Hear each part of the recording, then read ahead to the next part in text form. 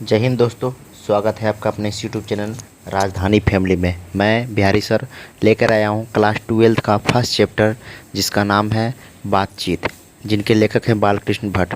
तो आइए लेखक परिचय में हम देखते हैं। लेखक का जन्म 23 जून 1844 को हुआ था। इनका निधन 20 जुलाई 1914 को। इनका निवास स्थान इलाहाबाद के उत्तर प्रदेश में ये रहते थे। आधुनिक काल के भारतेंदु युग के ये प्रमुख साहित्यकार थे। ये लेखक साहित्यकार थे। चलिए आगे देखते हैं। लेखक परिचय। रचनाएं। लेखक की बहुत सारी रचनाएं थी। इन्होंने उपन्यास लिखा था, नाटक लिखा था, प्रहसन लिखा था, निबंध लिखा था। तो उपन्यास में इन्होंने रहस्य कथा, नूतन ब्रह्मचारी, 100 अजान एक सुजान, गुप्तवैरी, रास्ताल यात्रा, उचित दक्षिणा, हमारी घड़ी, सद्भाव का अभाव। नाटक में इन्होंने पद्मावती, किरात जुर्निया वेनी, संहार, शिशुपाल वध, नल दमयंती, शिक्षादान, चंद्रसेन, सीता वनवास, पतित पंचम, मेघनाथ वध, कट्टर सोम की एक नकल, बृहनला, इंग्लैंडेश्वरी और भारत जननी, भारतवर्ष और सुम की एक नकल, कली दो, दूरदेशी, एक रोगी और एक वैद, रेल का विकेट खेल, बाल विवाह। देखिए प्रहसन में जैसा काम वैसा परिणाम, नई रोशनी का विष, अचार विडंबना इत्यादि। निबंध लगभग इन्होंने 1000 भट्ट निबंध माला निबंध संग्रह लिखे थे। ये इनकी विशेष रचनाएं थी। उपन्यास, नाटक, प्रहसन और निबंध। इन्होंने 1000 से भी अधिक भट्ट निबंध माला यानी निबंध का संग्रह तैयार किया था। तो फिर आगे देखते हैं हम लोग, कहानी को शुरू करते हैं। देखिए बातचीत जो निबंध है, बातचीत क्या है, एक निबंध है। इसका सारांश को हम लोग देखते हैं। कह रहा बातचीत शीर्षक जो है निबंध आधुनिक काल के प्रसिद्ध निबंधकार बालकृष्ण भट्ट द्वारा लिखा गया है। यानी यह जो बातचीत है आपका, यह क्या है, आधुनिक काल का एक निबंधकार जो बालकृष्ण भट्ट थे उनके द्वारा लिखा गया है, जिसमें वाक शक्ति को लेखक ने ईश्वर का वरदान बताया। वाक शक्ति बोले तो विद्यार्थी बोलने की शक्ति को ईश्वर का वरदान बताया गया है।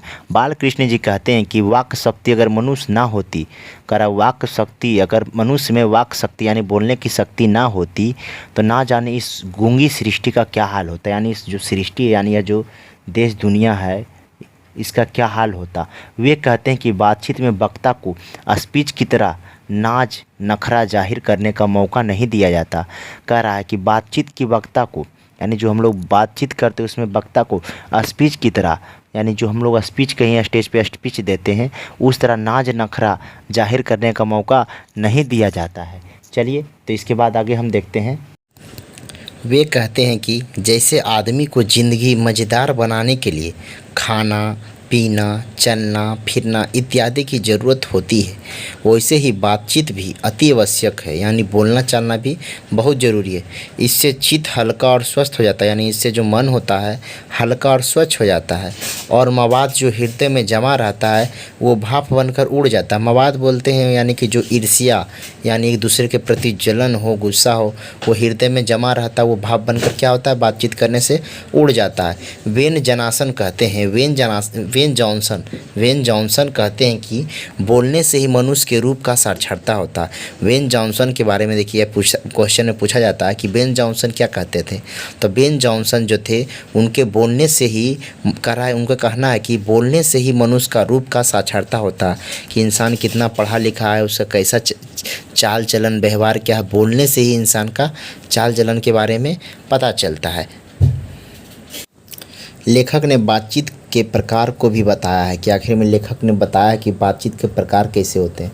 एडिसन यानी एक एडिसन थे, उनका मानना है कि असल बातचीत सिर्फ 2 व्यक्तियों में हो सकती है। यानी असल में जो बातचीत हो सकती है सिर्फ 2 व्यक्तियों के बीच हो सकती है। अर्थात जब 2 लोग होते हैं तभी अपना दिल का एक दूसरे के सामने खोलकर अपने दिल की बात को बता सकते हैं, अपने सुख दुख को समझा सकते हैं। लेखक के अनुसार 3 लोगों के बीच जो बातचीत होती है वो अंगूठी में जड़ी नग के जैसी होती है। सिर्फ वहाँ पे आप बात कर सकते हैं लेकिन उसकी कोई सॉल्यूशन नहीं निकलेगा। लेखक के अनुसार देखिए कहता है कि 4 लोगों के बीच की बातचीत केवल फॉर्मेलिटी होती है। यानी 4 लोगों के बीच में जो आप बात करते हैं वो एक फॉर्मेलिटी होती है, उसका कोई सॉल्यूशन ही नहीं हो सकता है। लेखक कहते हैं कि यूरोप के लोग लेखक का कहना है कि यूरोप के लोगों में बातचीत का हुनर है। लेखक कहाँ के लोगों में बातचीत करने का हुनर है? लेखक कहते हैं यूरोप का, जिसे आर्ट ऑफ कन्वर्सन कहते हैं। ये क्वेश्चन पूछा जाता है कि आर्ट ऑफ कन्वर्सन कहाँ के लोग कहा जाता है? तो यूरोप को।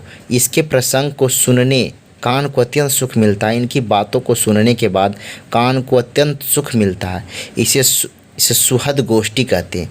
इसे क्या कहते हैं? सुहद्र यानी सुहृद गोष्ठी कहते हैं। अंततः बालकृष्ण भट्ट कहते हैं कि हमें अपनी अंदर ऐसी शक्ति पैदा करना चाहिए, यानी हमें अपने अंदर एक ऐसी शक्ति पैदा करनी चाहिए जिससे हम अपने आप बातचीत कर ले और बातचीत का यह सही उत्तर होता है। यह एक उत्तम तरीका होता है। यानी कि हमें अपने अंदर एक ऐसी कॉन्फिडेंस पैदा करना चाहिए जिससे हम कहीं पे भी खुल के बात कर सकें, और यह बातचीत करने का ये एक उत्तम तरीका है। तो ये वीडियो कैसा लगा कमेंट करके ज़रूर बताएं। अगर अच्छा लगा हो तो अपने दोस्तों के पास जो इस बार एग्ज़ाम देने वाले हैं उनके पास ज़रूर शेयर करें। मिलते हैं आपका अगला टॉपिक लेकर, तब तक के लिए जय हिंद, जय भारत।